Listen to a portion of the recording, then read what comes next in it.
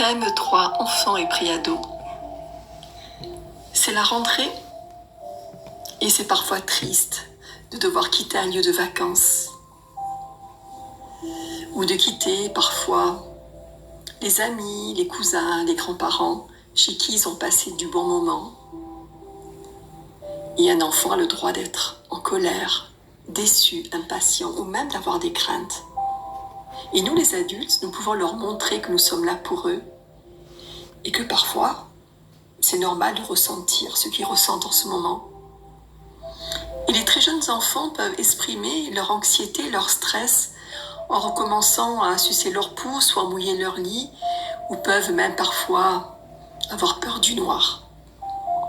Il est aussi assez fréquent que les enfants d'âge préscolaire deviennent collants avec un parent, une personne qui s'occupe d'eux ou même un enseignant, ou qu'ils veuillent rester dans un endroit où ils se sentent, on va dire, plus en cocooning. Parfois, les habitudes alimentaires et de sommeil aussi peuvent changer. Ils peuvent avoir aussi des petites douleurs dans le ventre, des autres symptômes à surveiller, un comportement agressif ou replié sur eux-mêmes, ou une hyperactivité, ou parfois des difficultés de la désobéissance. Alors tout simplement, ces jeunes enfants demandent à leurs parents encore plus attention. Ils peuvent se plaindre de douleurs physiques parce que tout simplement, ils ne peuvent pas identifier ce qui les dérange vraiment sur le plan émotionnel. En raison de l'anxiété suscitée par la rentrée, par la timidité. D'autres peuvent même commencer à se disputer à la maison et entrer en conflit face à l'autorité. Alors nous, les parents, souvent nous avons l'impression d'être dépassés ou parfois mauvais. Nous allons prendre un exemple. Vous rentrez chez vous et vous demandez à votre enfant de ranger sa chambre. Il hurle, c'est une grande source de tension. Et rien n'y fait, alors on va tenter une autre approche. Je vais dire à mon enfant, tu sais que j'aime quand la maison est bien rangée. C'est important pour moi. Et quand je vois tes affaires qui traînent dans le salon, ça m'énerve, ça me décourage et j'ai toujours envie de te crier dessus, même si je sais que ce n'est en rien la solution. Alors, aujourd'hui, j'aimerais que tu m'écoutes et j'ai vraiment besoin que tu m'aides à faire en sorte que la maison soit ordonnée. Tu comprends? Alors, souvent ça marche, parfois pas. Parfois l'enfant se lève, parfois cela prend plus de temps. Mais souvent nous sommes étonnés que les enfants nous regardent comme des extraterrestres. Puis un jour on entend même un des enfants dire au plus petit la même chose. Alors, nous avons souvent tendance à vouloir calmer l'émotion et la colère des enfants. Pourtant, nous gagnerions à laisser cette émotion émerger afin d'être exprimée jusqu'au bout. Et si les parents ne peuvent pas recevoir l'émotion de colère de leur enfant, qui le pourra? Vous savez que les émotions ont une fonction. Les colères des enfants ont une fonction biologique au service de la vie. Elles permettent de décharger du stress, parfois de réparer certaines injustices, et c'est une réaction saine et primitive d'une situation. Alors, la colère n'est pas une volonté de tester leurs parents ou de les pousser à bout, de leur faire honte en public. L'enfant s'exprime de cette façon. Et il a le droit, parfois, de laisser s'exprimer cette émotion naturelle de frustration. À l'âge adulte, la colère est à l'origine des soulèvements contre l'oppression, l'injustice, le manque de reconnaissance, et aussi parfois contre toute forme de mépris social ou de négation de la personne et d'atteinte à sa dignité humaine. Parfois la colère est comme une deuxième émotion parce qu'elle est induite par la peur. Vous savez par exemple quand on s'énerve après quelqu'un qui a grillé un feu rouge, il ne faut donc pas avoir peur de la colère. Le problème n'est jamais l'émotion de colère en soi, mais la manière dont est manifestée la colère. Et à tout âge, on peut apprendre à apprivoiser l'émotion. Après cette petite sonnerie sympathique, sachez que nous pouvons apprendre à canaliser nos émotions et diriger vers des actions constructives. Et tout cela pour servir nos propres besoins et ceux des autres plutôt qu'agresser.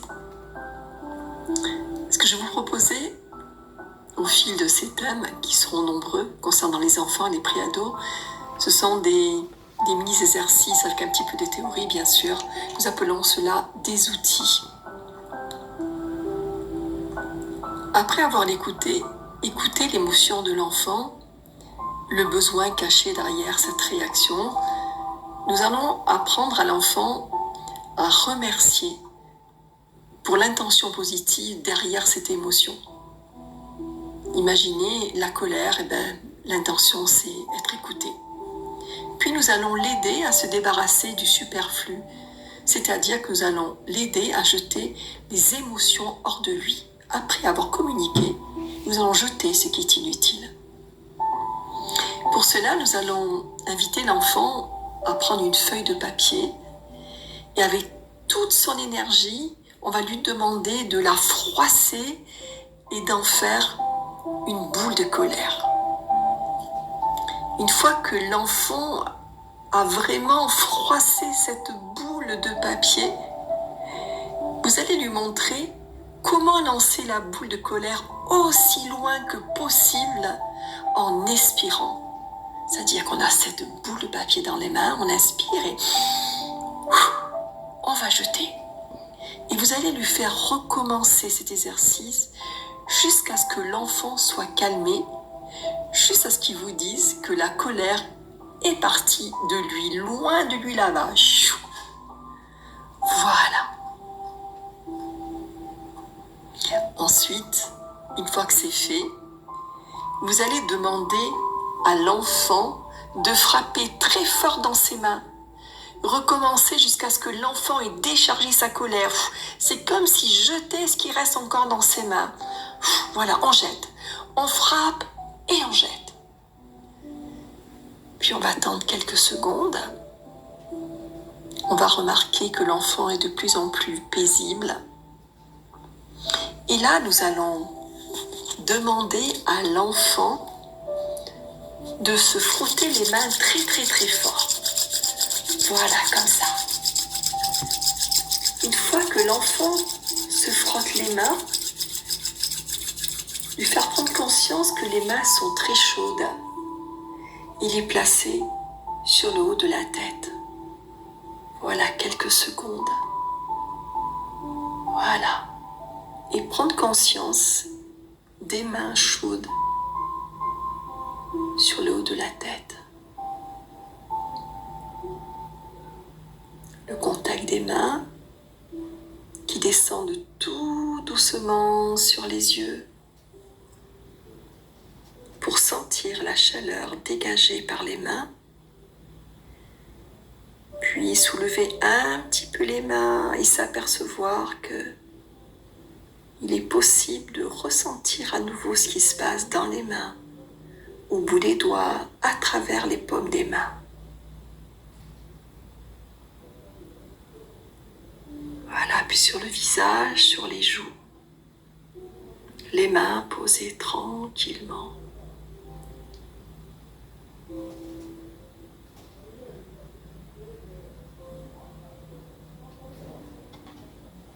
Voilà, puis on descend tout doucement. Voilà, sur le torse, les mains posées, ressentir ce qui se passe.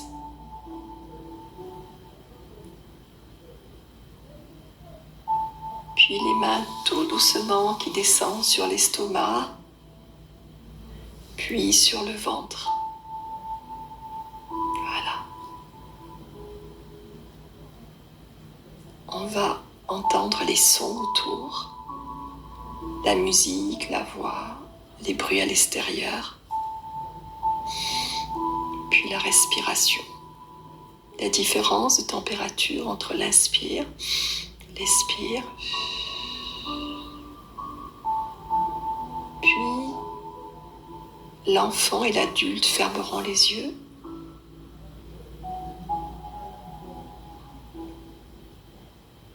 pour rêver à ce qui fait plaisir en écoutant la musique, la voix.